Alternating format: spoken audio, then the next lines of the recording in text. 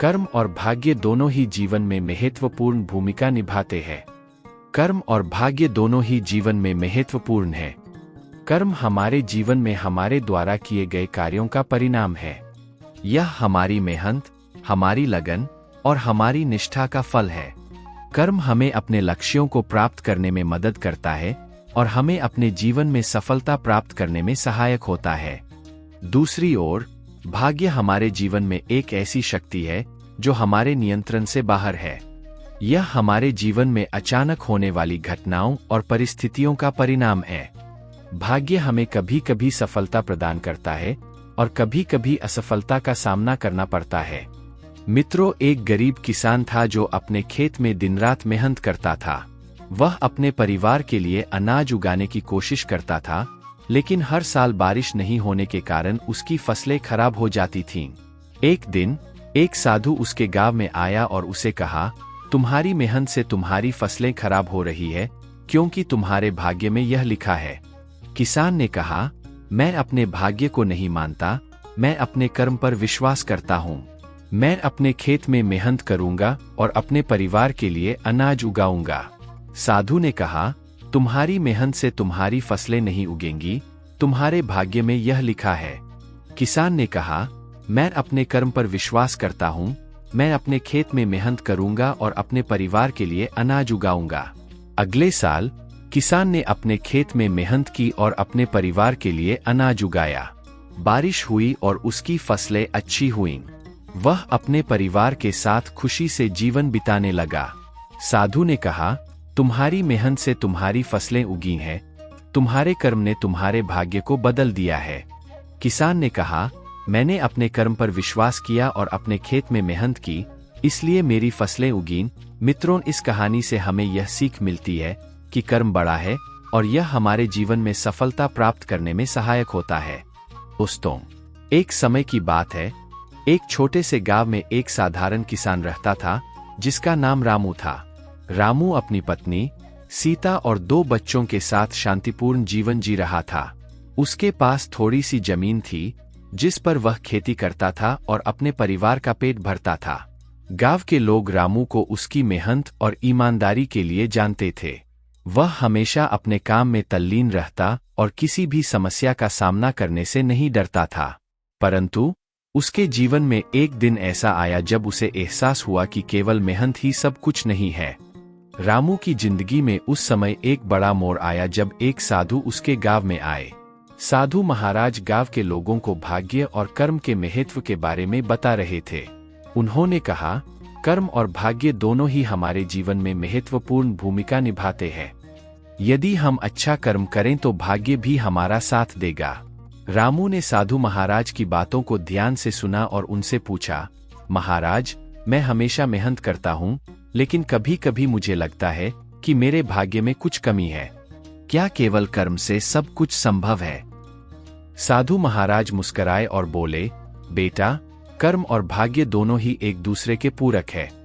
अगर तुम मेहनत करोगे तो भाग्य भी तुम्हारे साथ देगा, लेकिन केवल भाग्य के भरोसे रहना भी ठीक नहीं है। रामू ने साधु महाराज की बातों को मन में बिठा लिया और अधिक मेहनत करने का संकल्प लिया। उसने अपनी खेती में नई तकनीकों का उपयोग करना शुरू किया और अपनी जमीन को अधिक उपजाऊ बनाने के लिए कड़ी मेहनत की। कुछ महीनों के बाद रामू की मेहनत रंग लाई। उसकी फसलें पहले से अधिक अच्छी हुईं और उसे अधिक मुनाफा हुआ। गांव के लोग उसकी प्रशंसा करने लगे और उन्होंने कहा, रामू, तुम्हारा भाग्य बदल गया है। रामू मुस्कुराया और बोला, यह भाग्य नहीं, बल्कि मेरी मेहनत का फल है। मैंने साधु महाराज की बातों को समझा और कर्म पर विश्वास किया। इस घटना के बाद रामू ने गांव के लोगों को भी प्रेरित किया कि वे मेहनत करें और अपने कर्मों पर विश्वास रखें। उसने कहा, भाग्य केवल उन्हीं का साथ देता है जो अपने कर्मों में विश्वास रखते हैं और मेहनत से नहीं डरते।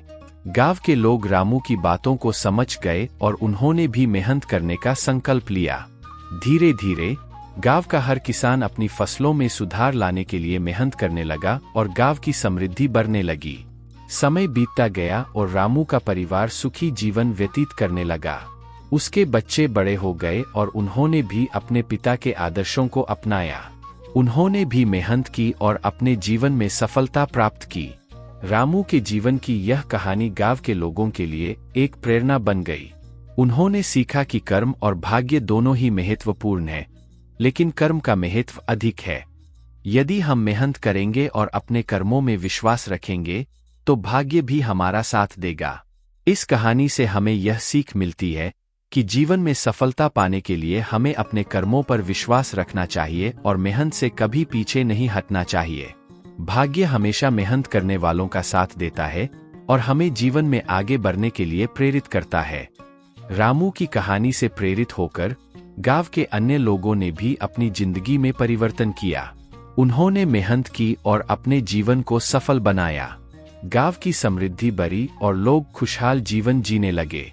साधु महाराज की बातें सत्य सिद्ध हुईं और गांव के लोगों ने यह समझ लिया कि कर्म ही सबसे बड़ा है। समय के साथ रामू और उसके परिवार का नाम पूरे क्षेत्र में प्रसिद्ध हो गया। लोग दूर दूर से आकर उनसे प्रेरणा लेने लगे और उनकी मेहनत की कहानियां सुनने लगे।